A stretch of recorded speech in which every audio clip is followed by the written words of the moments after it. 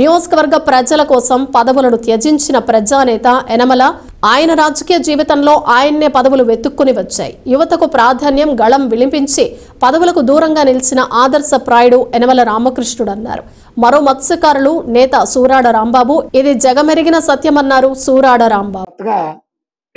YouTube ఛానల్లో మన వాళ్ళు అవాకులు సవాకులు పేలుతున్నారు. నా పేరు సూరాడ రాంబాబు, ఎర్రాయిపేట ఎక్స్ సర్పంచ్. యనమల రామకృష్ణ గారి నుంచి ఏం తెలిసి అని మాట్లాడుతున్నారో నాకు తెలియట్లేదు.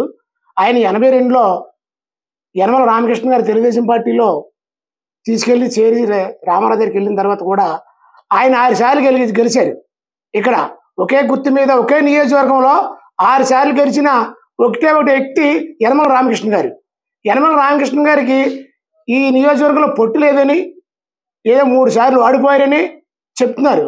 ఆయన ఈ నియోజకవర్గంలో రాకపోవడం కొంతమందికి అప్పచెప్పారు. ఈ నియోజకవర్గం అప్పచెప్పిన తర్వాత ఆయన పక్కకు తప్పుకున్న తర్వాత పొట్టు కొద్దిగా తగ్గిన తర్వాత ఇవాళ అదే నియోజకవర్గంలో పొట్టు బిగించాలని వాళ్ళ అమ్మాయికి చీటి రప్పించుకొని వచ్చి మళ్ళీ పాత కార్యకర్తలందరినీ కూడా ఒక పిలుపునిచ్చారు. ఆ పిలుపునిచ్చిన మేరకు పాత కార్యకర్తలందరూ వచ్చి తెలుగుదేశం ఏంటో ఇక్కడ తుని నియోజకవర్గంలో నిరూపించారు. ఏంటమ్మా మీరు కమిషన్ల కోసం మాట్లాడుతున్నారా?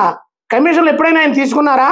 ఎప్పుడైనా ఆయన ఏ పేపర్లో కూడా రామకృష్ణ గారు ఈ కమిషన్ తీసుకున్నారని నిరూపించండి. మేము బీసీ నాయకులుగా ఆయన బీసీ పక్షాన్ని మాట్లాడుతున్నారు అన్నారు. అతను బీసీ నాయకుడు. ఆయన బీసీ నాయకుడిగా ఉండగా ఆయన బీసీలు ఆయన పక్షాన్ని మేమందరూ ఉన్నాం. బీసీ పక్షాన్ని తెలుగుదేశం పార్టీ అన్నారు. ఇలా బీసీ నాయకులు అందరూ కూడా ఆయన పక్షాన్ని ఉన్నాం. ఆయన ఏం చెప్పినా బీసీలందరూ కూడా ముందుకెళ్ళడానికి రెడీగా ఉన్నాం. బీసీల గురించి ఇవాళ పేటల గురించి ఓ లేఖ రాశారని చెప్పేసి మీరు అవాకులు సవాకులు పేలుతున్నారు.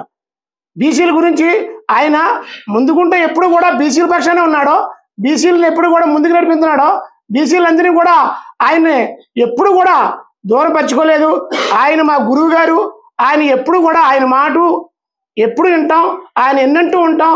ఇవాళ మీరు అంటున్నారు నియోజకవర్గంలో పొట్టు లేదంటున్నారు.